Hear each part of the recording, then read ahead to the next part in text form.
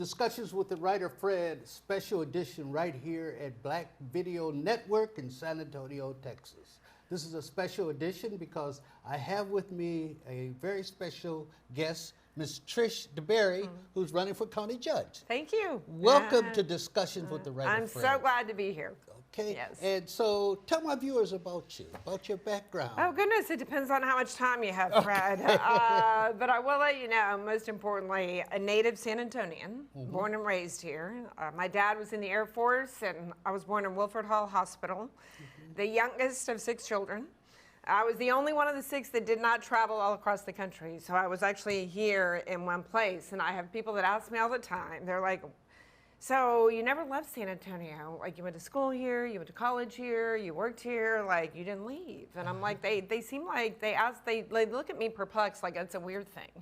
And I'm like, no, it's not, because there was a lot of opportunity that presented itself to me even when I was in college, and then I worked in television news for about 10 years, and then I founded my own marketing agency, and then went on to found another agency. So I've kind of been a serial entrepreneur as well myself. Great. But it's part and parcel of the reason why I'm so passionate really about this community is that being the youngest of 6 children, we shared one bathroom. And so you learn to speak up for yourself when you're the youngest of 6 children. And my mom... Girls and boys? Girls and boys. There were 4 girls and 2 boys, so the boys were outnumbered. Yes, which made for a very robust and complicated household sometimes. I can imagine, yes, definitely.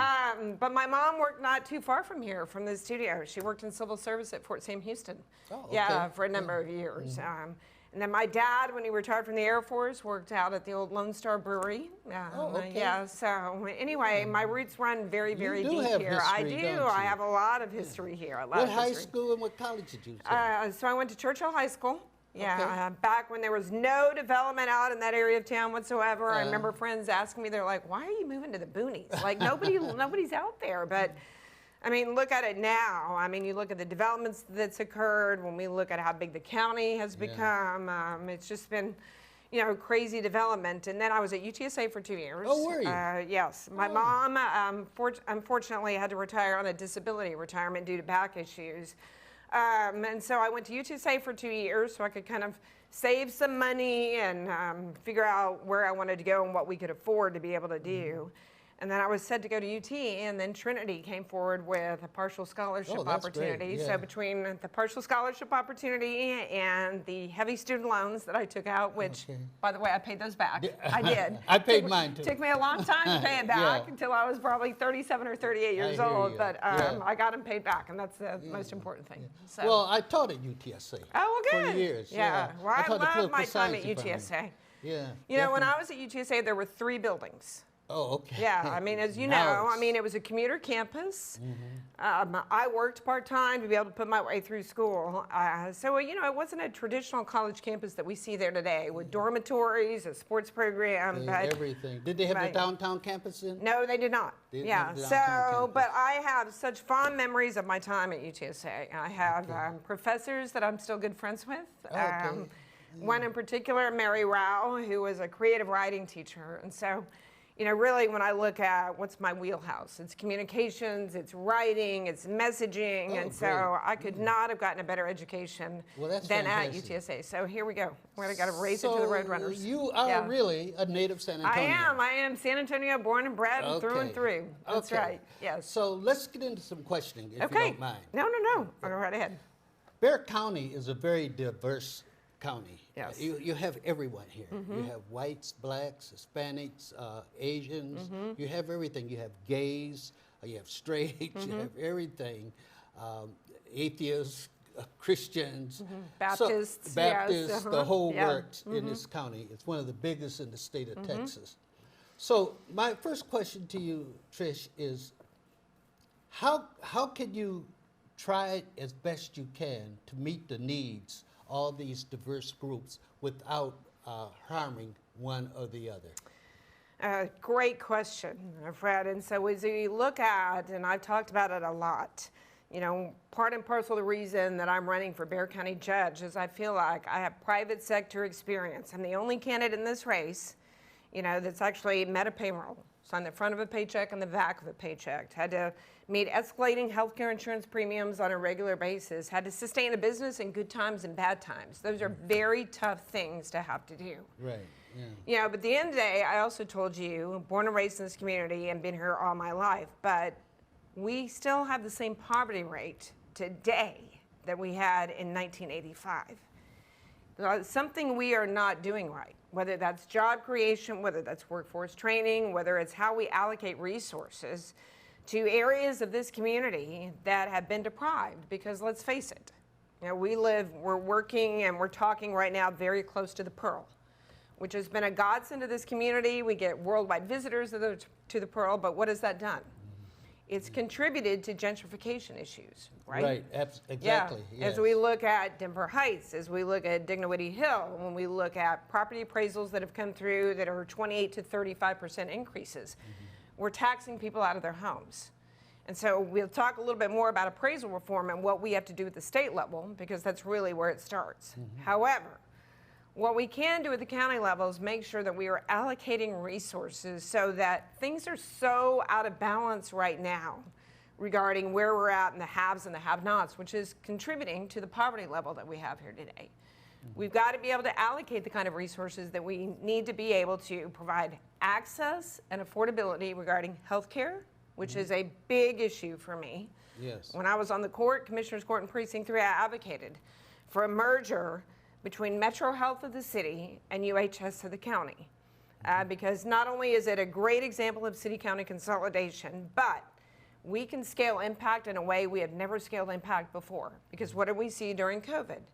We saw it hit the poorest of the poor in a very big way, whether that was diabetes, whether that was morbid obesity, or whether that was heart disease. We're not moving the needle the way we need to. And so when you look at UHS, University Health System, which is the largest line item in the county budget, what can we do to really scale impact? $2.8 billion budget versus a $40,000 budget probably over the city? God. No, we need to do better by that. And education and bridging the digital divide and making sure that we have county-wide Wi-Fi. So kids are not at the AT&T Center trying to access Wi-Fi during a pandemic. That's unacceptable. Right. Yeah. How well do you get along with our representative over here, Tommy Calvert Jr.? Tommy Calvert and I are good friends. Okay. Yeah, we are good friends. Besides being good friends. Yeah, how we are you listen. on Politically, public policy? I cultivated votes with Tommy on two very important items. One was a property tax rate decrease that is now the lowest in 25 years. I had to cultivate two votes associated with that. One of them was Judge Nelson Wolf. The other was Tommy Calvert. Because, like I said, taxes we need to be going in a downward direction. Number two, when the Sheriff's Department had not come forward with a body camera release policy, and I waited probably a year for it while I was on the court, I looked at Tommy and I said, hey, I'm just gonna let you know, I'm bringing this forward. I'm going to benchmark against other counties and cities to see what their release policy is. And when I did that, and I brought that to court, the Criminal Justice Department came forward to talk about what was happening in other cities and counties.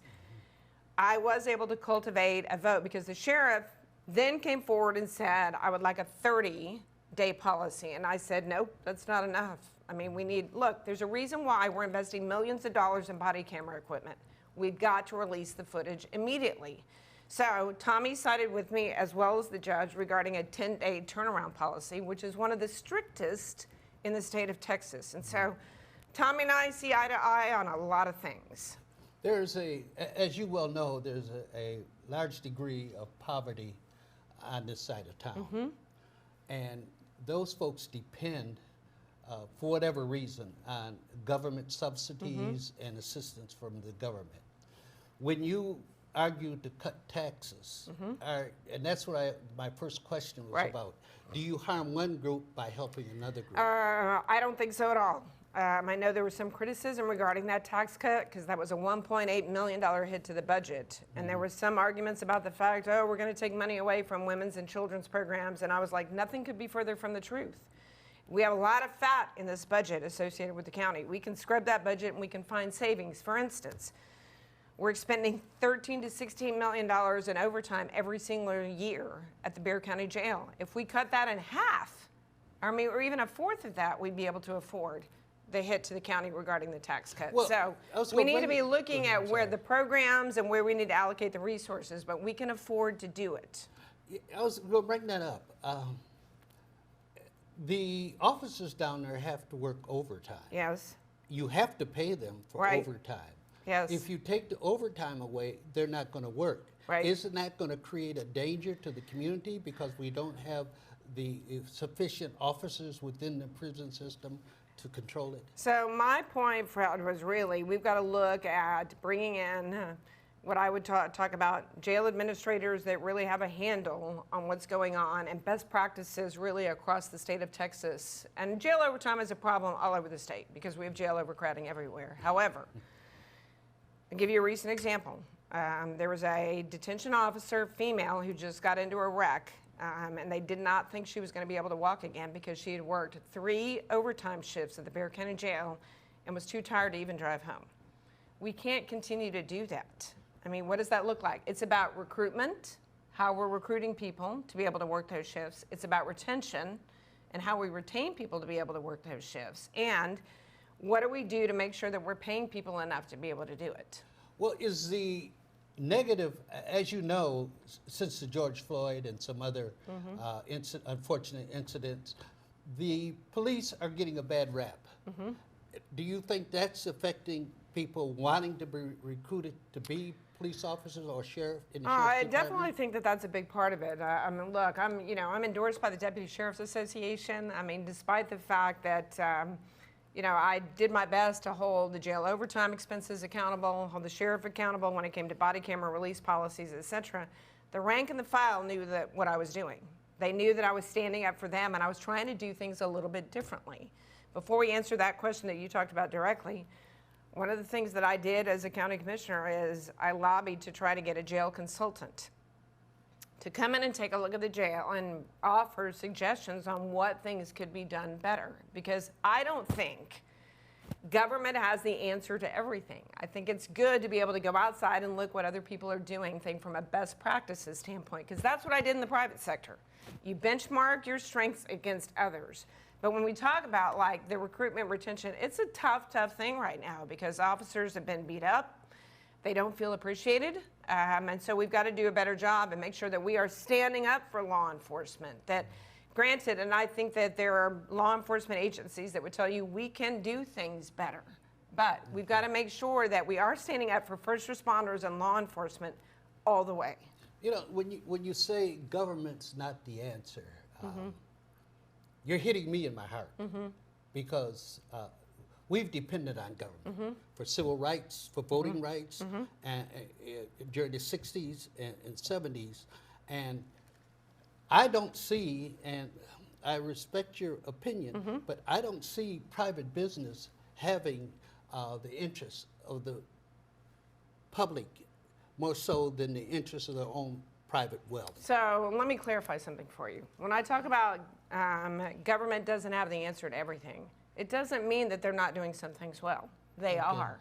But when we look at big government and what's happening, and when you look at the national debt that's rolling up, et cetera, look, government has absolutely a critical role to play when it comes to civil rights, when it comes to when people are trying to pull themselves up out of poverty, absolutely. There's no way that the private sector could do what the government does. I'm just saying there has to be some kind of a hybrid regarding what government does really well, but it's not about spending money right and left. It's about identifying and having a strategy really associated with how we spend that money and how we allocate that money. Because the only way, to your point, Fred, and we talked about at the beginning of this conversation, for us to pull this community out of the poverty that it's seen is for us to continue to be able to fund job training programs, but job training programs that work, to continue funding the Alamo Community College District and what that means to people, to making sure that we are not discounting what it means to be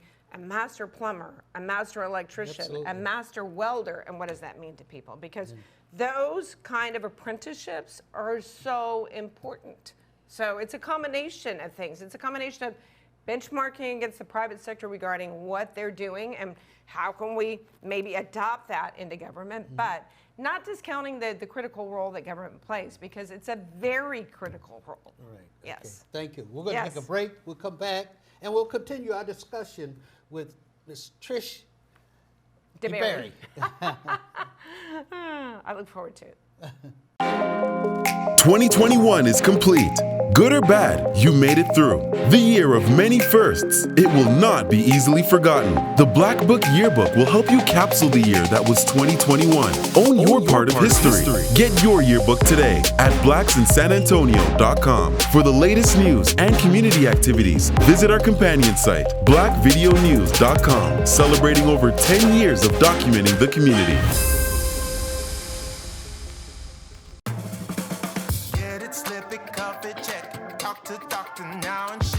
Staying on top of your blood pressure is as simple as these 4 easy steps. Self-monitoring is power. COVID-19 has changed how we express our faith and gather to worship. We all want to get back to how we pray, How we congregate,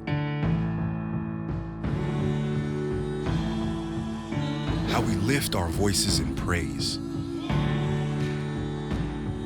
Now it's time to take the first step that lets us get back to spreading the word without spreading concern. before we can safely come together, we need the facts. As COVID-19 vaccines become available, you may have questions. Should I get it? Is it safe? Should I wait? It's okay to have questions. Now get the facts. Learn more at getvaccineanswers.org so you can make an informed decision when vaccines are available to you.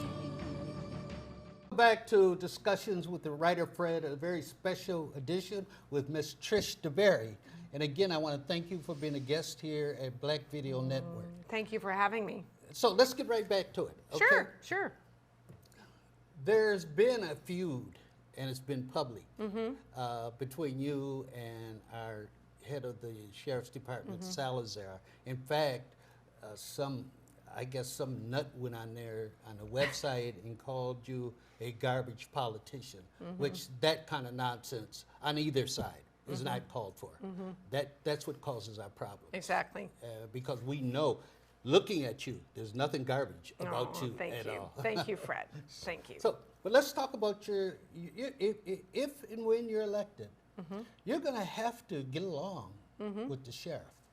How do you propose that you all will be able to mend those fences? And I think the issue was this safety boat, and you counted that as another expenditure that wasn't necessary. So how do you resolve this difference? Because we, the public, want to know that you and our sheriff are getting along. Yeah, so first of all, look, I wouldn't be endorsed by the Deputy Sheriff's Association moments after I filed for the office of county judge if they didn't think that I was doing the right thing. The conversation regarding the expenditure of the boat was really more about prioritization. We talked about jail overtime issues. We talked about morale. We talked about culture. We talked about conditions, within the jail and humane conditions regarding working. And so, we have what we call emergency service districts. And so we had boats that were there. We had parks that had boats as well or whatever. So my feeling was, look, I'm not saying never, but I'm saying also, what is the boat going to be used for? Come and talk to us. Tell us what waterways you're going to patrol. Tell us the maintenance associated with the boat. Tell us the operation expense associated with the boat. Because I've never owned a boat before, but when I talk to a boat owner, what do they say? The best 2 days of a boat owner's life is what? The first day you buy it and the last day you sell it. That's right. Because the rest is maintenance. Exactly. So the traps had not been cleared and conversations had not been had regarding what was the ongoing expenditure associated with the purchase of that boat or the gift of that boat. And so that was my main question. And what I said at the end, come back to us, let us know what that looks like so we can dot the I's and cross the T's, and then I'm happy to be able to do it. So to your point, it exploded with someone who said some not so kind things or whatever, but it was really about making sure we're prioritizing the right things. And my feeling was the prioritization, considering we had resources available to be able to use was really more about the men and women that were working in that jail, that were working double and triple overtime shifts and were so exhausted they either can't drive home, they're not seeing their families, they're quitting in droves. And so, like I said, really it was more, come brief me on the topic, come brief different departments that are going to be paying for this, and it's taxpayer expense that's going to be afforded associated with it. And by the way, tell me the things that we're going to do regarding improvements to the jail. So really, that's what it was about. But to your question about how do the sheriff and I mend fences, there's a lot of common ground that the sheriff and I have regarding where we can go. As you know, I mentioned the fact that I wanted to hire a jail consultant to be able to come in and take a look at the jail. He then took it upon himself to hire his own jail consultant to come in and take stock of what was happening at the jail. And so I think, it's a push-pull, right? But didn't you get what you wanted? Yeah, he hired a consultant. Yeah, he did. That's what I mean. But I say you through the conversation that took place, I think we're going to get to where we need to be regarding improvements that are made at the jail that is only beneficial or is even more beneficial to the rank and file. So anyway, that's that conversation. And, the sheriff and I see each other places and we say hello to each other and we're cordial. When my mother passed away, he sent me a text and said, I'm very sorry to hear about the passing of your mother. So look, I'm not going to get along all the time. It's just like what they say. You're not going to please 100% of the people all of the time, right? Yes. But part of my job is to ask the tough questions, right? And to hold people accountable regarding taxpayer money and to make sure that those men and women that are putting their lives on the line every single day feel like they're appreciated and that somebody's there to make sure that they're taken care of. So. Well, you've mentioned twice now your support by the association. And our community doesn't really appreciate those associations too much. I'm sure you're aware of the battle that's going on between, I think Mario Salas is leading a group against the police association. And I imagine the same feeling is towards the sheriff's association. The associations seem to be far, far further to the right than what our communities are. And I guess my question to you, since you do have their support, what can you do to try to rectify, because we need to bring these groups together, because the only people that get hurt are the kids out there and the folks out there. So something needs to happen. I totally agree with you. Look, I've been a consensus builder all of my life. When I talk about the marketing agency that I founded, a lot of the work that I had done over the years has really been about crisis communications work. And so to your point, what you're talking about is really a crisis, right? Right, definitely. Between what the folks that are out there and constituents in the community that are feeling versus what the associations are feeling. So those two need to be brought together to be able to have really robust conversations about what they need and what they desire. And by the same token, what resources can be allocated and what's the affordability associated with those resources to bring about protection and to bring about justice. It's the reason why I really strived very fervently for the turnaround on the body camera release policy. Because we had a gentleman who was a vet who was shot in his home. You remember that case. And the footage was not released for probably more than a year. And so the family had all kinds of questions. They had no closure associated with it. And it was an African-American veteran, obviously, whose life was taken. And I just thought it's unacceptable. We're appropriating money associated with body cameras. Why aren't we releasing the footage to show what's happening? Because either it exonerates the victim or it exonerates the police officer. But either way, we have to release that footage. So anyway, I feel like I was kind of a bridge associated with that effort there. But I am more than happy to facilitate conversations that, look, what do they say? What is the best part of a compromise? Everybody gets a little bit about what they want, but typically both sides walk away. We didn't get everything we wanted, but we got some of what we wanted. But we're happy with what we got. Exactly, but we're happy with what we got. But we need to have those conversations. I think you do, because this is really, since George Floyd and some of these other killings, and we have them here in San Antonio, the people are very upset. And there seems to be a divide between these associations. The police, they're getting stronger in their position, and the community is saying something has to change. And I think we as the people look for the leaders to bring about that Right, change. and to talk to the associations, if they're not willing to give a little bit, having conversations saying, hey, you're going to have to give a little bit. Right. Like, we've got to meet each other in the middle in order for us to be able to keep peace and really serve the constituency the way we need to. Okay. Let me ask you, how do you think the court system is working? Do you think it's fair and just the way they do things in the county court? So you're talking about the district courts and the county courts? Yeah, The not county just court. commissioner's court. No, Yeah. not the commissioner's court. Right, district courts and county courts. Yes. Yes. Well, I mean, there's no question. One of the things that I did when I was on the court was help to lead the effort to appropriate a historic amount of money regarding resources to the DA's office for prosecutors and investigators regarding domestic violence and trying to clear the backlog that we had associated with that. So, there's a monetary issue associated with having the amount of resources that we need to be able to clear the backlog of cases. But, and it's about, we had a conversation probably before I got on here about probate courts. We've got to be able to look at, the whole and the strategy associated with where that money goes. The ME was dealing with a tremendous number of cases and deaths associated with COVID. And so what does that do? There's a trickle-down effect associated with the probate courts and what that means regarding sorting out issues regarding those that don't have wills, or if their wills have gone to probate and they don't have enough resources to be able to get it done. And so we as Commissioners Court need to take a hard look at those things. Final question before we take another break. Talking about COVID, I'm sure you're aware that recently Abbott has come under criticism because he took money from the COVID-19 fight, gave it to troops to be on the border. To the National Guard. National Guard. How do you feel about that?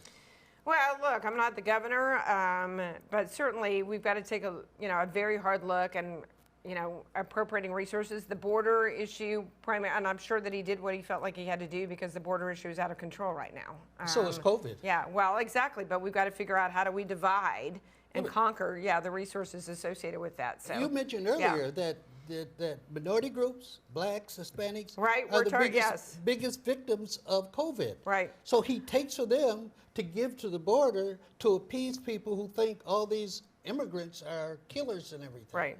Well, and listen, I'm not in agreement with taking money and resources away from COVID and from healthcare. I told you at the beginning that it's a priority for me. So, but we probably don't have enough money to combat what's going on at the border because border security obviously is a very high priority right now. Okay, thank you. We're going to take another break, and we'll be right back with Trish. All right. DeBerry. Thank you, sir. Thank you. Veterans, when you're struggling, soon becomes later, becomes someday, becomes when. Don't wait. Reach out. Find resources at va.gov/reach. Hello, this is Cornell with Frost Bank. Hi there, this is Terry with Frost. Good evening, this is Franklin. This is Robert with Frost. Hello, this is Rosemary with Frost Bank.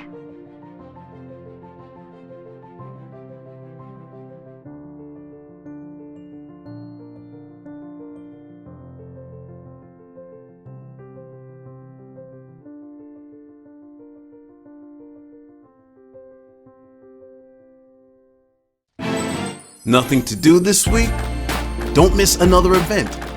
Go to blacksinsanantonio.com for our event calendar. The home of the largest business directory in San Antonio with an African American focus. Sign up today for our weekly e-blast and text message alerts. Help us make this a better community. Connect, empower, grow. Back to discussions with the writer Fred, a special edition with Ms. Trish DeBerry running for county judge, one of our highest offices in Bexar County. So, Ms. DeBerry, tell me and tell our viewers why you are the best candidate for this job. Well, Fred, first of all, thank you for the opportunity to be here. It's been a very robust discussion, which I think has been super healthy for both of us as far as clarification of what the role of government is and what we're doing at the Bexar County Jail, as well as what we're doing with healthcare and really bridging the digital divide. So, number one, I would tell you that we've seen property appraisals that have come in, like I said, at an astronomical level, and so we've got to do more about that. But there is only a certain amount, that local government can take care of. As a county commissioner, I did lead the effort, along with Tommy Calvert, that we lowered the property tax rate. It's the lowest it's been in 25 years. Now, it's not huge. I'm not going to sit here and brag to you that it's a huge decrease, especially when appraisals are through the roof, because that constitutes what? A tax increase. But true appraisal reform starts at the state. And so I'm going to advocate for a special session by the governor and by our Republican-controlled state legislature, that we have a special session on how we fund education in Texas. Oh, that's great. Because a majority of the burden is placed upon the backs of homeowners. It's not necessarily business, it's homeowners. And if we continue to go down the trail and the road that we're going regarding continual escalation of appraisals, and that's complicated by a couple of different things. We have a very tight housing inventory market, right? Here in Bexar County. It's also a very attractive place to live. So it's a hot market. You combine those two things with the fact that we have Californians that are coming in, from out of state and plopping down cash offers that are way over appraisals, combined with the shortage of the housing inventory that we have. And it has created this perfect storm, right? But we can't continue to do that.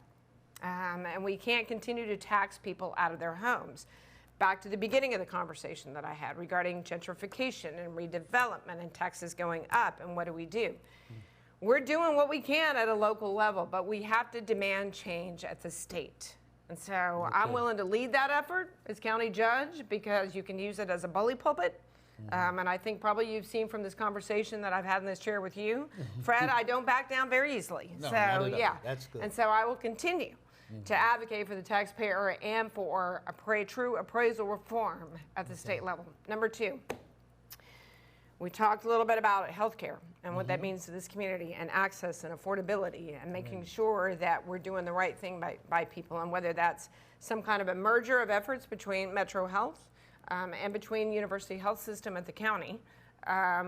I'm not saying the city's got to give up control, but give them a few seats or a couple of seats on the board of UHS to weigh into the decision-making process. But when you combine that effort, and then you can link in the UT Health Science Center with that, I think we're going to start to see a change, because we are, when we look at the poorest of the poor zip codes, you look at the impact on diabetes, how we're amputating people's legs at far too great a rate than we need to anymore. I mean, it's horrible, and it affects quality of life, and it impacts families for life and generations, and we cannot continue to do that. So my hope is that we do that, and when I'm county judge, I will push for that. And I know that city-county consolidation is a very, very difficult, topic to tackle, but healthcare makes the most sense. I feel like we can really move the needle when it comes to that. So.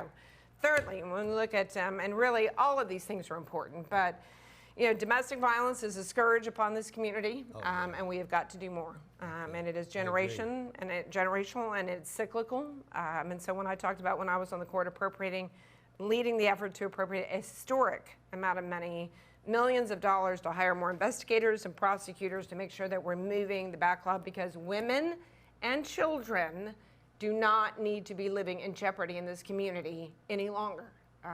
Until we decide that we're really going to make it a focal point, we are not going to move the needle in an appropriate way. So, as a female, obviously, I'm hugely passionate about this issue. Yes. And so we've got to do more to break that. And then we look at job creation and economic development and pulling people out of poverty. And like I said, job training opportunities, and I'm a huge proponent, like I said, of the Alamo Community College District, and when we look at folks coming out of high school and what they're doing, apprenticeships and job training programs to get them into a position immediately, there's an awesome opportunity. I mean, those folks can make $60,000 to $80,000 coming out of a 2-year apprenticeship program. Yes, so absolutely. yeah, so that's just a few of the things that I'd like to be able to accomplish. So, well, one final question. Yes, sir. Oftentimes when people are elected, they forget about us. So would you come back and visit with us after you become I am always judge? going to come back and speak with you, Fred. Okay. Yes, I consider you to be a dear friend. Plus, you're a tough interviewer, man. It's like I got to have my chops. I got to be like on my game. But yes, Listen, I'm visiting churches. I was at New Creation probably about 3 weeks ago. I'd helped the bishop out there and his wife with a crisis communications issue they were going through for a while, and I consider them to be good friends. But yes, I mean, look, this is not about showing up and disappearing. I've also been to the VFW hall that's over on MLK Drive. I've been there like 3 times, and I love that VFW, American Legion Hall. So yeah, but I will be back. I will be present. And I will make sure that I am a county judge for everyone. Okay. Yes, not just a certain sector. Well, good luck. Thank you very much. And I mean that sincerely. Thank you very much. Yes. Yeah. So, and thank you to your viewers. Yes. And to my viewers, what's most important is that you vote.